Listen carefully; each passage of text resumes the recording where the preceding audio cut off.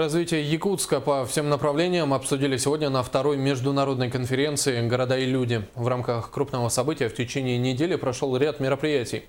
Например, сегодня на базе Северо-Восточного федерального университета состоялись параллельные сессии, на которых обсудили озеленение города и экономическое развитие столицы республики.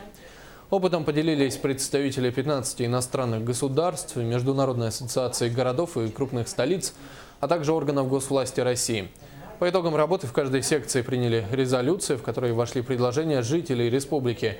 Их впоследствии представят в правительстве России. Руководители северных городов, не только России, но и мира, мы сейчас ставим вопрос, чтобы проблематика северных городов, арктических городов, она была выделена отдельно в повестке развития городов мира. Почему? Потому что вот те же изменения климата, которые идут сейчас по всему миру, они, конечно, наиболее остро проявляются в северных городах. Это и таяние вечной мерзлоты, это и гораздо более сильные изменения климата, нежели чем в других регионах планеты.